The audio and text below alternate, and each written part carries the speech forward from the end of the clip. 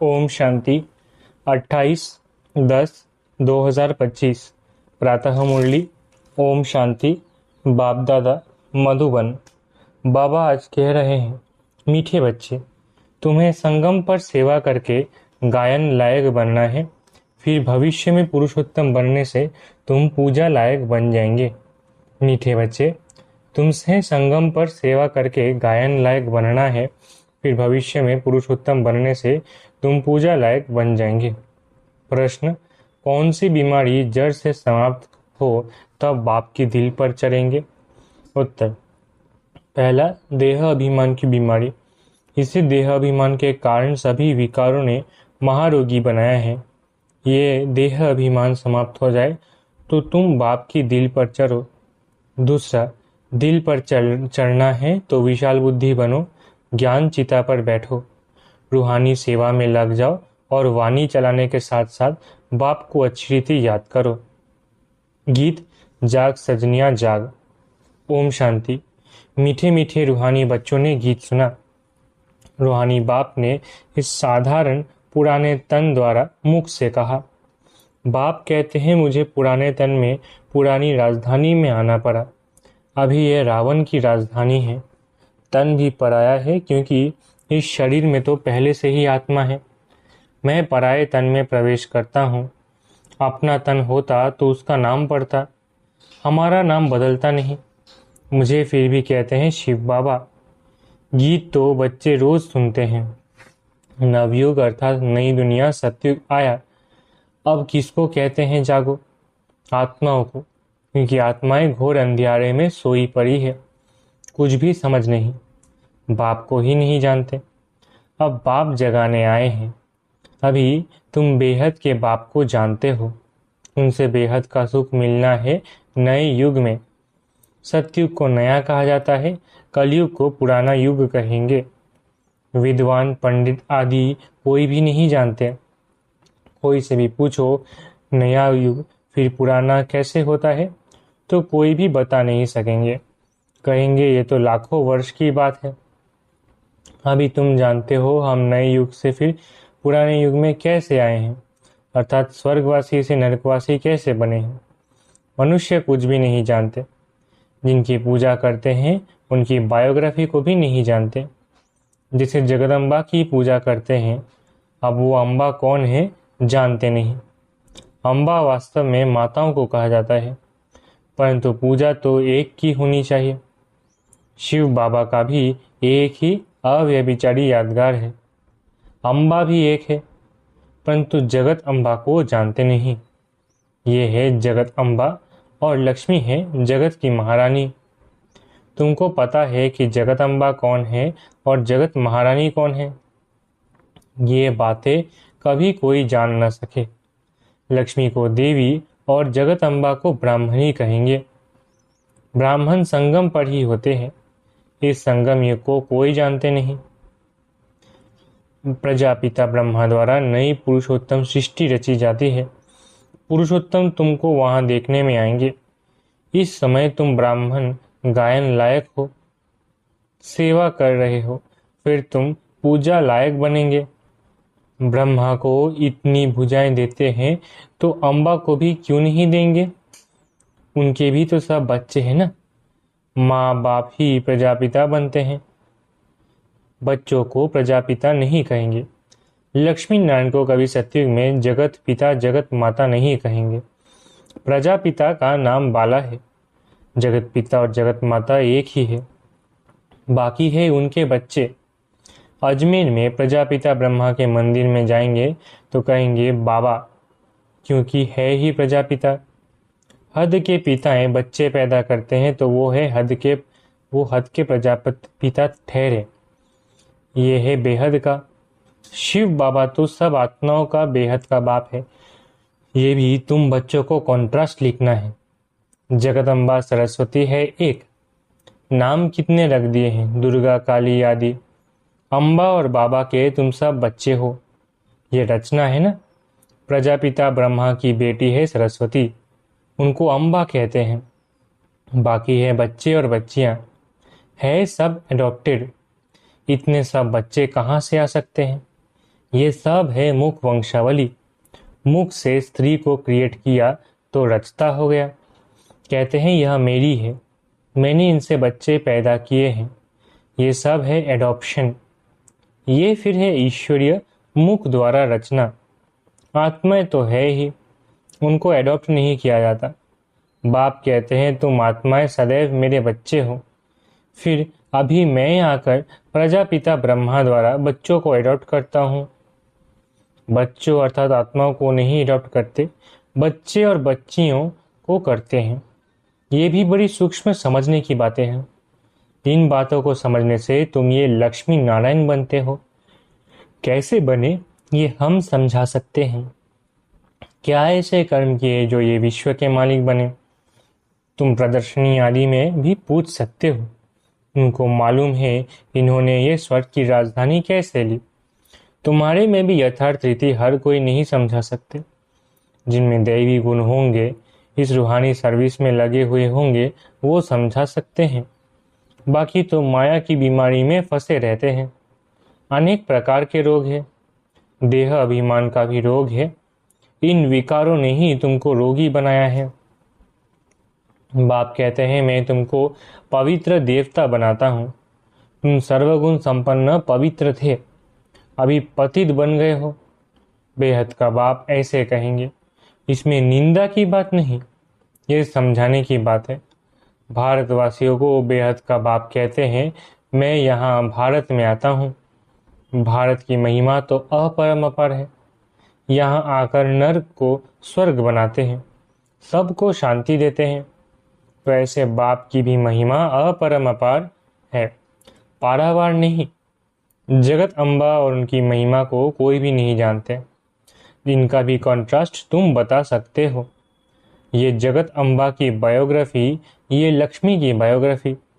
वही जगत अम्बा फिर लक्ष्मी बनती है, फिर लक्ष्मी 184 जन्मों के बाद जगत अम्बा होगी। चित्र भी अलग अलग रखने चाहिए। दिखाते हैं लक्ष्मी को कलश मिला, परंतु लक्ष्मी फिर संगम पर कहाँ से आई? वो तो सतयुग में हुई है। ये सब बातें बाप समझाते हैं। चित्र बनाने के ऊपर जो मुकर्रर है उनको विचार सागर मंथन करना चाहिए, तो फिर समझाना सहज होगा। इतनी विशाल बुद्धि चाहिए तब दिल पर चढ़े। जब बाबा को अच्छी रीति याद करेंगे, ज्ञान चिता पर बैठेंगे, तब दिल पर चढ़ेंगे। ऐसे नहीं कि जो बहुत अच्छी वाणी चलाते हैं वो दिल पर चढ़ते हैं। नहीं, बाप कहते हैं दिल पर अंत में चढ़ेंगे। नंबरवार पुरुषार्थ अनुसार जब देहाभिमान खत्म हो जाएगा। बाप ने समझाया है ब्रह्मज्ञानी ब्रह्म में लीन होने की मेहनत करते हैं, परंतु ऐसे कोई लीन हो नहीं सकता। बाकी मेहनत करते हैं, उत्तम पद पाते हैं। ऐसे ऐसे महात्मा बनते हैं जो उनको प्लेटिनियम में वजन करते हैं, क्योंकि ब्रह्म में लीन होने की मेहनत तो करते हैं ना, तो मेहनत का भी फल मिलता है। बाकी मुक्ति, जीवन मुक्ति नहीं मिल सकती। तुम बच्चे जानते हो, अब ये पुरानी दुनिया गई की गई। इतने बॉम्ब्स बनाए हैं, रखने के लिए थोड़े ही बनाए हैं। तुम जानते हो पुरानी दुनिया के विनाश लिए ये बॉम्ब्स काम आएंगे। अनेक प्रकार के बॉम्ब्स है। बाप ज्ञान और योग सिखलाते हैं, फिर राज राजेश्वर डबल सिरताज देवी देवता बनेंगे। कौन सा ऊंच पद है? ब्राह्मण चोटी है ऊपर में, चोटी सबसे ऊपर है। अभी तुम बच्चों को पतित से पावन बनाने बाप आए हैं, फिर तुम भी पतित पावनी बनते हो। ये नशा है। हम सब को पावन बनाए राज राजेश्वर बना रहे हैं। नशा हो तो बहुत खुशी में रहे। अपनी दिल से पूछो, हम कितने को आप समान बनाते हैं? प्रजापिता ब्रह्मा और जगदम्बा दोनों एक जैसे हैं। ब्राह्मणों की रचना रचते हैं। शूद्र से ब्राह्मण बनने की युक्ति बाप ही बताते हैं। ये कोई शास्त्रों में नहीं है। ये है भी गीता का युग। महाभारत लड़ाई भी बरोबर हुई थी। राजयोग एक को सिखाया होगा क्या? मनुष्यों की बुद्धि में फिर अर्जुन और कृष्ण ही हैं। यहाँ तो ढेर पढ़ते हैं। बैठे भी देखो कैसे साधारण हो। छोटे बच्चे अल्फ बे पढ़ते हैं ना। तुम बैठे हो, तुमको भी अल्फ बे पढ़ा रहे हैं। अल्फ और बे ये है वर्षा। बाप कहते हैं मुझे याद करो तो तुम विश्व के मालिक बनेंगे। कोई भी आसुरी काम नहीं करना है, दैवी गुण धारण करने हैं। देखना है हमारे में कोई अवगुण तो नहीं है। मैं निर्गुण हारे में कोई गुण नहीं। अभी निर्गुण आश्रम भी है, परंतु अर्थ कुछ भी नहीं। निर्गुण अर्थात मेरे में कोई गुण नहीं। अब गुणवान बनाना तो बाप का ही काम है। बाप के टाइटल की टोपी फिर अपने ऊपर रख दी है। बाप कितनी बातें समझाते हैं, डायरेक्शन भी देते हैं। जगत अम्बा और लक्ष्मी का कॉन्ट्रास्ट बनाओ। ब्रह्मा सरस्वती संगम के, लक्ष्मी नारायण है सतयुग के। ये चित्र है समझाने के लिए। सरस्वती ब्रह्मा की बेटी है, पढ़ते हैं मनुष्य से देवता बनने के लिए। अभी तुम ब्राह्मण हो। सतयुगी देवता भी मनुष्य ही है, परंतु उन्हों को देवता कहते हैं। मनुष्य कहने से जैसे उनकी इंसल्ट हो जाती है, इसलिए देवी देवता व भगवान भगवती कहते थे। अगर राजा रानी को भगवान भगवती कहे तो फिर प्रजा को भी कहना पड़े, इसलिए देवी देवता कहा जाता है। त्रिमूर्ति का चित्र भी है। सतयुग में इतने थोड़े मनुष्य, कलयुग में इतने बहुत मनुष्य, वो कैसे समझाए? इसके लिए फिर गोला भी जरूर चाहिए। प्रदर्शनी में इतने सब को बुलाते हैं, कस्टम कलेक्टर को तो कभी कोई ने निमंत्रण नहीं दिया है। तो ऐसे ऐसे विचार चलाने पड़े। इसमें बड़ी विशाल बुद्धि चाहिए। बाप का तो रिगार्ड रखना चाहिए। हुसैन के घोड़े को कितना सजाते हैं, पटका कितना छोटा होता है, घोड़ा कितना बड़ा होता है, आत्मा भी कितनी छोटी बिंदी है, उनका श्रृंगार कितना बड़ा है। ये अकाल मूर्त का तख्त है ना। सर्वव्यापी की बात भी गीता से उठाई है। बाप कहते हैं मैं आत्माओं को राजयोग सिखलाता हूँ, फिर सर्वव्यापी कैसे होंगे। बाप टीचर गुरु सर्वव्यापी कैसे होंगे। बाप कहते हैं मैं तो तुम्हारा बाप हूँ, फिर ज्ञान सागर हूँ। तुमको बेहद की हिस्ट्री ज्योग्राफी समझने से बेहद का राज्य मिल जाएगा। दैवी गुण भी धारण करने चाहिए। माया एकदम नाक से पकड़ लेती है, चलन गंदी हो पड़ती है, फिर लिखते हैं ऐसी ऐसी भूल हो गई, हमने काला मुंह कर दिया। यहाँ तो पवित्रता सिखाई जाती है, फिर अगर कोई गिरेंगे भी तो उसमें बाप कर क्या सकते हैं। घर में कोई बच्चा गंदा हो पड़ता है, काला मुंह कर देता है, तो बाप कहते तुम तो मर जाते तो अच्छा है। बेहद का बाप भल ड्रामा को जानते, फिर भी कहेंगे तो सही ना। तुम औरों को शिक्षा देकर खुद गिरते हो तो 1000 गुना पाप चढ़ जाता है। कहते हैं माया ने थप्पड़ मार दिया। माया ऐसा घूसा मारती है जो एकदम अकल ही गुम कर देती है। बाप समझाते रहते हैं आंखें बड़ी धोखेबाज है, अभी भी कोई विक्रम नहीं करना है। तूफान तो बहुत आएंगे, क्योंकि युद्ध के मैदान में हो ना, पता भी नहीं पड़ता कि क्या होगा। माया झट थप्पड़ लगा देती है। अभी तुम कितने समझदार बनते हो। आत्मा ही समझदार बनती है ना, आत्मा ही बेसमझ थी, अब बाप समझदार बनाते हैं। बहुत देह अभिमान में है, समझते नहीं कि हम आत्मा हैं। बाप हम आत्माओं को पराते हैं, हम आत्मा इन कानों से सुन रही है। अब बाप कहते हैं कोई भी विकार की बात इन कानों से ना सुनो। बाप तुम्हें विश्व का मालिक बनाते हैं। मंजिल बहुत बड़ी है, मौत जब नजदीक आएगा तो फिर तुमको डर लगेगा। मनुष्य को मरने के समय भी मित्र संबंधी आदि कहते हैं ना, भगवान को याद करो या कोई अपने गुरु आदि को याद करेंगे। देहधारी को याद करना सिखलाते हैं। बाप तो कहते हैं माम एकम याद करो। ये तो तुम बच्चों की ही बुद्धि में है। बाप फरमान करते हैं माम एकम याद करो। देहधारियों को याद नहीं करना है। माँ बाप भी देहधारी है ना। मैं तो विचित्र हूँ, विदेही हूँ, इसमें बैठ तुमको ज्ञान देता हूँ। तुम अभी ज्ञान और योग सीखते हो। तुम कहते हो ज्ञान सागर बाप द्वारा हम ज्ञान सीख रहे हैं राज राजेश्वरी बनने के लिए। ज्ञान सागर ज्ञान भी सिखलाते हैं, राजयोग भी सिखलाते हैं। अच्छा, मीठे मीठे सीख लेते हैं बच्चों प्रति। माता पिता बाप दादा का याद करो, गुड मॉर्निंग। रूहानी बाप की रूहानी बच्चों को नमस्ते। हम रूहानी बच्चों की रूहानी माता पिता बाप दादा को याद प्यार, गुड मॉर्निंग और नमस्ते। धारणा के लिए मुख्य सार पहला, समझदार बन, माया के तूफानों से कभी हार नहीं खाना है। आंखें धोखा देती है, इसलिए अपनी संभाल करनी है। कोई भी विकारी बातें इन कानों से नहीं सुननी है। दूसरा, अपनी दिल से पूछना है कि हम कितनों को आप समान बनाते हैं।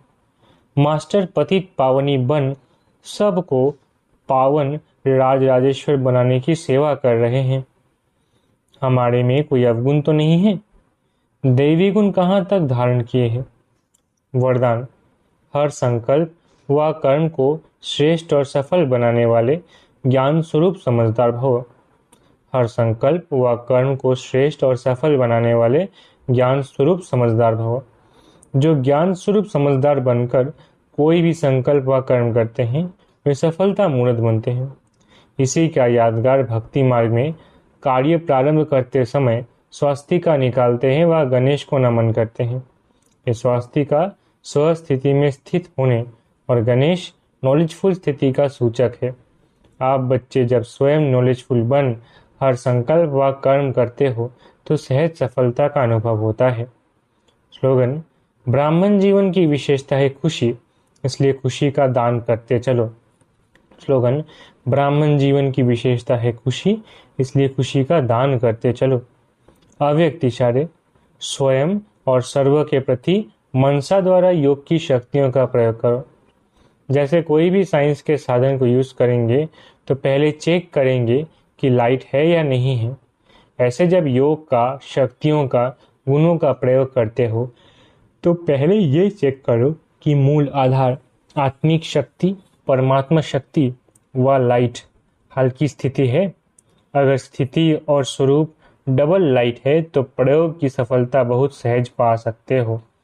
अच्छा, ओम शांति। शुक्रिया बाबा।